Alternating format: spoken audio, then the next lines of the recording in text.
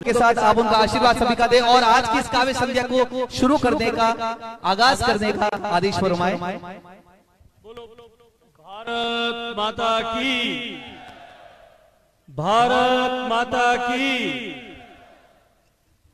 ये सारा कवि जो है ठेठ लखनऊ ले, प्रतापगढ़ ले और अपने राजस्थान में कोटा वट ताईं पहुंच गया। और इन काव्य संध्या में इन मेजर साहब री शूरवीरता री धरती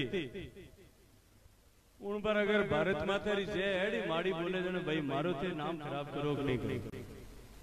जिन्हें जिन्हें भगवान दो हाथ दिया है वे दोनों हाथ ऊपर करो, माथा हाथ मुट्ठी बंद करो, पूरी ताकत दो हाथ ऊपर करो। किन्ने किन्ने देखो भगवान राम जी दो हाथ दिया है कि नहीं दिया।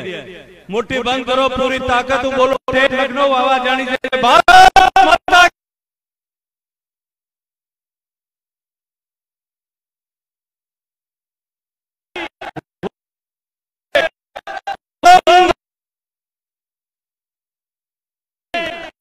मेजर शैतान सिंह अमर रहे, मेजर शैतान सिंह अमर रहे।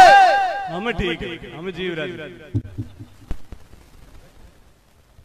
अब जीता जना अटीने उठीने बैठा है, उबा है, कोई मंच माथे उबा है बिना काम मारे देड़ा, और अटीने उठीने उबा है जो सब जना एक बार बैठ जाओ। उबा उन टाइम हाल आयो कोई चुनाव हाल 1 साल पीछे 12 महीना पहले उबा हो तो दौड़ा ही दौड़ा रुका ही कोई नहीं। हमें बैठो एक बार जीता जना उबा है, सब जना फटाफट नीचे बैठ जाओ जब जगह मिले हुई। परमवीर मेजर शैतान सिंह जी की 60वीं पुण्यतिथि पर आयोजित इस पवित्र धरती पूजी धरती बाणासर गांव की, शैतान सिंह नगर गांव की, जहां बचपन पर निश्चित रूप से कभी न कभी खेलते हुए दौड़ते हुए मेजर शैतान सिंह जी के पसीने की कुछ बूंदें गिरी होंगी। उस चंदन से भी पवित्र धरती को अपने सिर पर शिरोधार्य करते हुए मैं आज परमवीर मेजर शैतान सिंह जी को, जिन्होंने इस देश में नहीं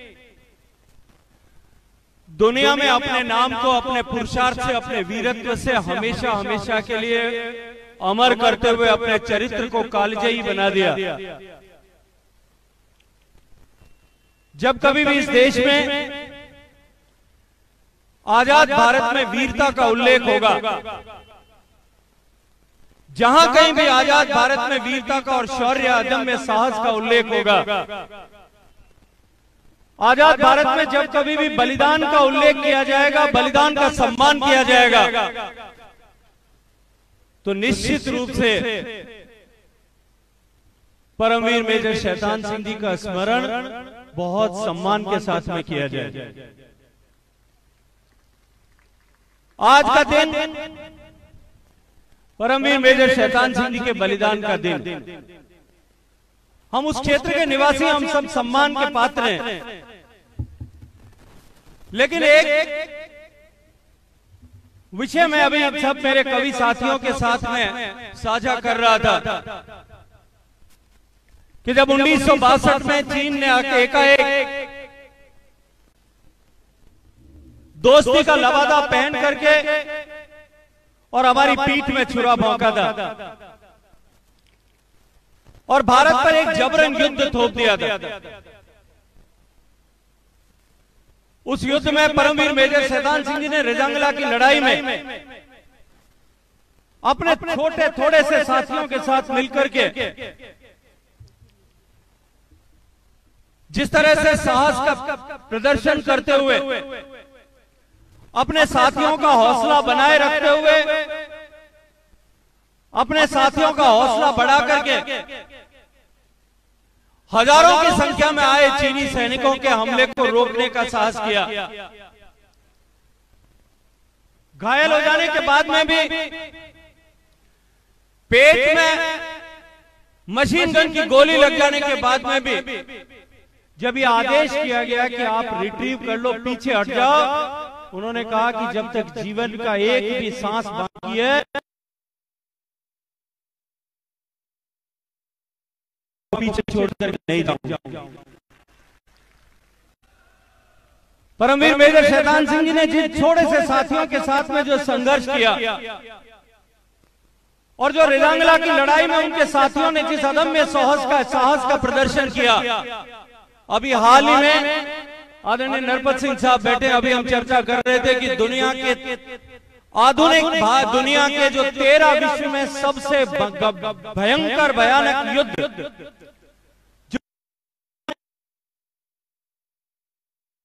उन 13 में रेलांगला की लड़ाई को सम्मिलित किया गया है। शहीद मेजर शैतान सिंह जी का यह सम्मान हम सब लोगों को पीढ़ियों पीढ़ियों तक गौरव और प्रेरणा प्रदान करने वाला हो।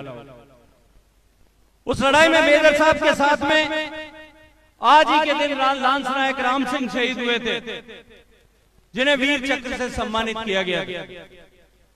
लांस नायक गुलाब सिंह शहीद हुए थे, नायक हुकमचंद शहीद हुए थे, जमादार सुरजाराम शहीद हुए थे, जमादार हरिराम शहीद हुए थे, जिन्होंने शहादत के बाद में जिन सबको वीर चक्र से नवाजा गया।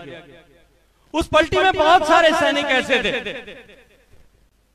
जिन्होंने शहीद मेजर शैतान सिंह जी के साथ में लड़ते हुए चीनियों के दांत कट्टे किए, उनको जीवित रहते हुए भी वीर चक्र और सेना मेडल से भारत के राष्ट्रपति ने सम्मानित किया।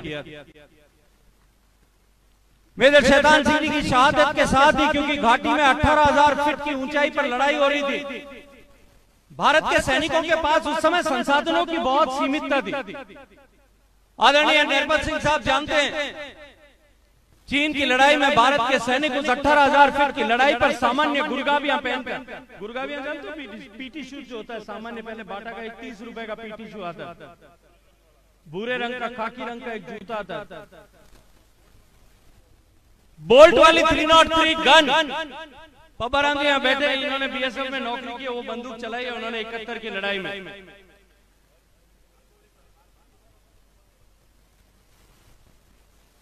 उस 18,000 फीट की ऊंचाई पर हो रही लड़ाई पे ठीक से सर्दी में पहनने के कपड़े नहीं थे, लेकिन भारत के बेटों का शौर्य और साहस जो था, उसने हजारों हजार की संख्या में आए चीनियों को भी भारत की जमीन पर पांव रख करके भारत की जमीन को अपवित्र नहीं होने दिया, अपने खून से सूझ करके भी उसे बचाए रखा। उन संसाधनों के होते हुए, कमी के होते हुए भी जिस साहस के शौर्य के साथ में भारत की सेना लड़ी, मेजर शैतान सिंह जी ने अपना सुप्रीम सेक्रीफाइस किया, उनके साथियों ने अपना बलिदान किया, और ठीक उसके बाद में उसी दिन बर्फ गिरने लगी थी। घाटी में बहुत तेजी के साथ में बर्फ गिरी थी। मेजर शैतान सिंह साहब का पार्थिव शरीर कई महीने बाद में वापस रिकवर हुआ और उसके बाद में जोधपुर लाया गया। बुजुर्ग लोग बताते हैं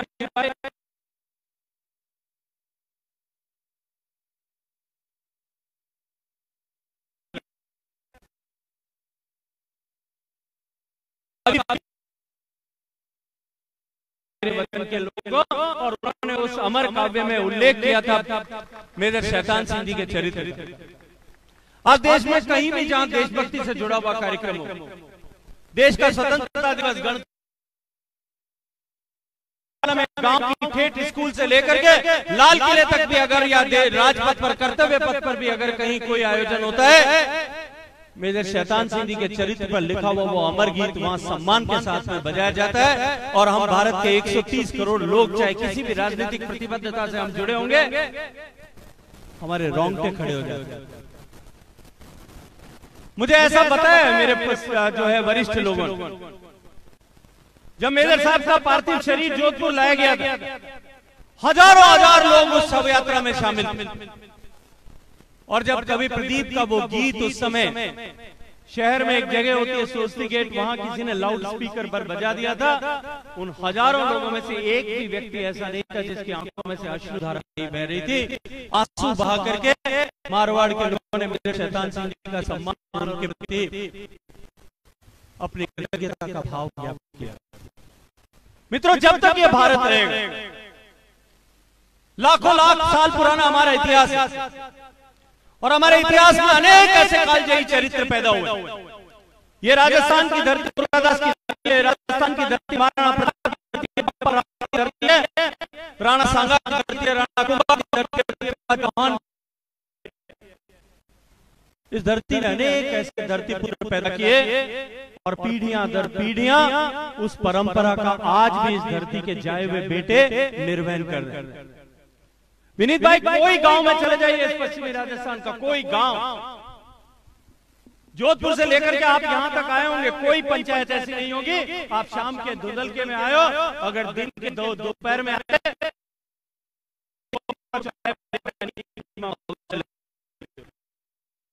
समाज ऐसे नहीं, मारवाड़ का कोई जाति समाज ऐसा नहीं है जिस समाज के बेटे ने अपना रक्त इस भारत माता को समर्पित नहीं किया होगा। ये ऐसी वीर प्रसूता भर धरती। आज वीरों को सम्मान प्रदर्शित करने के लिए, क्योंकि हम वीरता को अमरत्व प्रदान करने वाले,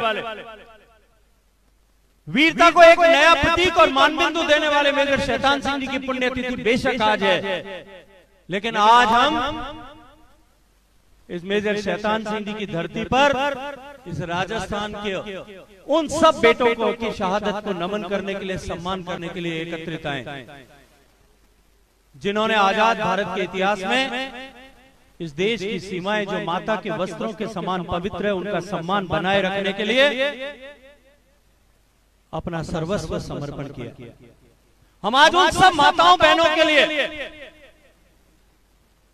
सम्मान व्यक्त करने के लिए आए जिन्होंने अपने गोदी का लाल इस देश की बलिवेदी पर कुर्बान कर दिया। हम सब उन पिताओं के लिए सम्मान व्यक्त करने के लिए आए जिन्होंने अपने बेटे को, अपने कलेजे के टुकड़े को राष्ट्र माता पर पुष्प की तरह अर्पित किया। हम उन बहनों की तरफ से, उन बेटियों की तरफ से सम्मान व्यक्त करने के लिए आए हैं जिन्होंने अपने पिता को, अपने भाई को इस देश पर, इन 130 करोड़ लोगों की सुरक्षा के लिए हमेशा हमेशा के लिए देश को समर्पित कर दिया। निश्चित रूप से आज का अवसर जो है ये सामान्य अवसर नहीं है।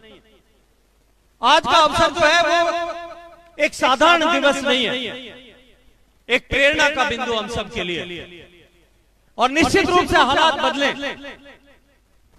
आदरणीय पब्बाराम जी बैठे हैं, ये जो मेरे विधायक बैठे हैं भाई साहब, ये 71 की लड़ाई में खुद लड़े थे, युद्ध में लड़े। इन्होंने पुंछ के सेक्टर में पाकिस्तान की सेना का दांत कट्टे करने का काम खुद ने किया।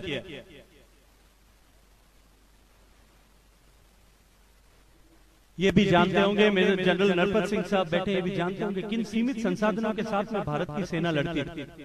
लेकिन आज परिस्थितियां बदली है, आज हालात बदले। आज हमारे भारत की सेनाओं के पास में दुनिया के आधुनिकतम शस्त्र से लेकर के आधुनिकतम गैजेट्स तक सब तरह के संसाधन आज उपलब्ध होने लगे। आज भारत जो आयात पर निर्भर करता था, आज भारत दुनिया के टॉप 10 निर्यातकों में जाकर के सम्मिलित हो गया। हमने रक्षा उपकरणों के निर्माण में सेल्फ रिलायंस को माननीय मोदी जी के नेतृत्व में अर्जित करने का काम किया। केवल इतना ही नहीं, 48 की लड़ाई जब कबालियों ने भारत पर युद्ध थोप दिया था, कबालियों के नाम पर पाकिस्तान ने आजादी के साथ युद्ध थोप दिया गया। 62 में चीन ने युद्ध थोपा, 65 और 71 में भारत की के ऊपर पाकिस्तान ने युद्ध थोपा, करगिल में युद्ध थोपा गया। लेकिन दुर्भाग्य से भारत के सैनिकों की शहादत और भारत के सैनिकों का शौर्य कभी सीमा पर हारा नहीं था। लेकिन इस देश के राजनेताओं ने हमेशा हमेशा टेबल पर उन युद्ध को हराने का काम किया। लेकिन मैं अभिनंदन करना चाहता हूं इस देश की जनता का कि उन्होंने ऐसे सिंह को, ऐसे नर पुरुष को, ऐसे नर पुंगव को इस भारत मां के सिंहासन पर बिठा करके भेजा है कि अब भारत की तरफ, भारत के विरोध में होने वाली हर गतिविधि का यथेष्ट जवाब देने की परंपरा कायम हुई। उरी के बाद में जो सर्जिकल स्ट्राइक हुई और पुलवामा के बाद में जिस तरह से एयर स्ट्राइक की गई, भारत ने यह संदेश दिया कि भारत के विरुद्ध होने वाली गतिविधि चाहे भारत में होगी या भारत के बाहर दुनिया में किसी भी हल्के में होगी, हम उसको बर्दाश्त नहीं करेंगे, उसको नेस्तनाबूद कर देंगे।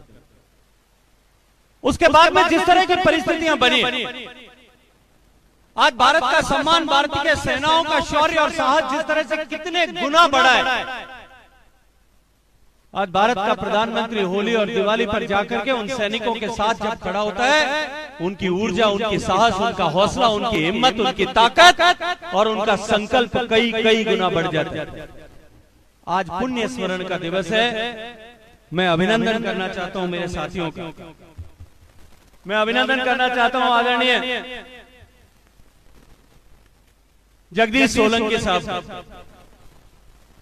मैं जब चौथी क्लास में पढ़ता था, 7 साल की उम्र थी मेरी, सन 1974, भीलवाड़ा में मेरे पिताजी नौकरी किया करते थे।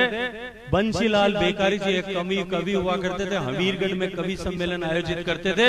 मैंने मेरी जिंदगी का पहला कवि सम्मेलन सुना था और वो कवि सम्मेलन मुझे आज भी याद है। वो शब्द मुझे आज भी जगदीश सोलंकी साहब मेरे कानों में गूंजते हैं, जो बदनाम बस्ती आपने पढ़ी थी। उसी कवि सम्मेलन में प्रभा ठाकुर जी ने गाया था, डोलो आवे आधी रात बटावे चटनी। मुझे आज भी याद है, काका हाथरस जी ने कहा था कि सुगढ़ सुंदरी एक दो दिखे मुझे। मैं 7 साल का था, तब से जगदीश सोलंकी जी को याद करता। विनीत मेरा भाई है और विनीत के वाणी में जो ओज है, हम सब लोग अभी सुनेंगे विनीत जिस तरह से गाता है, और विनीत के मन में जो, दिल में जो देश के प्रति जज्बात है और जो जज्बात मुंह से निकलते हैं, मैं आज जिम्मेदारी के साथ में एक बात कह रहा हूं और गारंटी के साथ में कह रहा हूं, जितने लोग यहां बैठे, मैं चुनौती देके कहता हूं, जब विनीत अपने भाव के अतिरेक पर आएगा, तब आप में से कोई भी ताली बजाए बिना रह नहीं पाएगा। कोशिश करके भी देख लेना, आप कोई भी बाकी नहीं रह पाएगा। प्रियांशु का मैं फैन हूं। ये ऐसा आदमी है, जितने बूढ़े लोग बैठे हैं, आज तो क्या है कि ये कवि सम्मेलन शौर्य रस का, अगर ये श्रृंगार सुनाने पे आ जाए, प्रेम सुनाने पे आ जाए, तो जितने लोग यहाँ बूढ़े से बूढ़े आदमी बैठे ना, पवाराम जी तो क्या है कि अमर जवानी लिख करके लाए। जितने बूढ़े से बूढ़े लोग भी यहाँ बैठे हो, उसके दिल में भी कहीं ना कहीं धक धक धक धक शुरू हो जाएगा। आदरणीय साक्षी जी का, भाई संजय झाला जी का, आदरणीय अशोक चारण जी का, मैं इन सब लोगों का मेरे दिल की गहराई से स्वागत करना चाहता हूं कि ये इतनी दूर इस गांव में, और ये लोग सब ऐसे लोग हैं जो पूरी दुनिया में, देश में हिंदी के हस्ताक्षर, ये ऐसे लोग हैं जिनको अनेक अनेक जगहों पर दुनिया में जाकर के अपनी वाणी के माध्यम से लोगों के दिल में उतर जाने का जो है वो हुनर आता है। ये ऐसे लोग हैं जिनको अनेक अनेक सम्मानों से नवाजा गया। विष्णु सक्सेना सम्मान से प्रियांशु को नवाजा गया था। शायद इस मंच पर कोई ऐसा नहीं होगा जिसका जो डॉक्टरों के जिस तरह से डिग्री लिखी जाती है या फौजियों की लिखी जाती है, उतने सम्मान जो है उतने लिखे गए होंगे, ऐसा शायद कोई नहीं। मैं इन सब का हृदय की गहराई से इस पवित्र पूजित धरती पर आप सब की तरफ से हार्दिक स्वागत, अभिनंदन करना चाहता हूं। और मैं एक व्यक्ति का नाम अगर नहीं लूंगा तो शायद मेरी बात पूरी नहीं हो पाएगी। वो है मेरे छोटा भाई शैलेश लोढ़ा। शैलेश लोढ़ा देश का ख्यातनाम कवि। समय की सीमितता थी, मेरे पास में अति व्यस्तता थी अभी इन चुनावों के चलते हुए। मैंने शैलेश को एक टेलीफोन किया था, भाई एक कवि सम्मेलन करना है, तय करके सबको एक बार भेजना है। और शैलेश ने बिना किसी सोच के, बिना किसी मुझे कहा था कि भाई साहब बस आपने कह दिया इतना बहुत है, इसके बाद में अब आगे कहने की जरूरत नहीं पड़ेगी। आप सब लोग जो यहाँ आए, कितनी कितनी दूर से चल करके आए, शायद कल रात